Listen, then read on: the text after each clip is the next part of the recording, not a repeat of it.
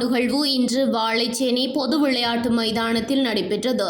இன மத நல்லிணக்கத்தினை ஏற்படுத்தும் வகையில் கோரளைப்பற்று பிரதேச சபையின் தவிசாளர் எஸ். சுதாகரன் தலைமையில் இவ்நிகழ்வு ஏற்பாடு செய்யப்பட்டது. கோரளைப்பற்று பிரதேச சபையின் நிர்வாகத்துக்குட்பட்ட பொது அமைப்புகளான சன சமூக நிலையங்கள், பொது நூலகங்கள், முன்பள்ளிகள் மற்றும் முச்சக்கர வண்டி சங்கங்களின் பிரதிநிதிகளின் பங்களிப்புடன் இன்றைய பொங்கல் விழா நிகழ்வு இடம்பெற்றது.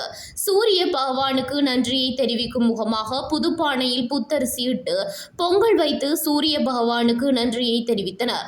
இதன்போது அதிதிகள் எல்லோரும் மலர் மாலை அணிவித்து கலாச்சார நிகழ்வுடன் விழா நடைபெறும் இடத்திற்கு அழைத்து வரப்பட்டனர். கோலம் போடும் போட்டி நிகழ்வு இடம்பெற்றது. இதில் வெற்றி பெற்றவர்களுக்கு பரிசு பொருட்கள் வழங்கி வைக்கப்பட்டது. கலாச்சார நிகழ்வு மற்றும் நூலக சேவையில் சாதனை படைத்த நூலக உத்தியோகஸ்தர்கள் மற்றும் நூல்களுக்கு சான்றிதழ் மற்றும் நினைவு சின்னம் என்பன வழங்கி வைக்கப்பட்டது. முன்னாள் உள்ளூராட்சி உதவி ஆணையாளர் சித்திரவேல் பொன்னாடை போர்த்தி கௌரவிக்கப்பட்டார். சன சமூக நிலைய உத்தியோகஸ்தர் காரூன் நினைவு சின்னம் வழங்கி கௌரவிக்கப்பட்டார்.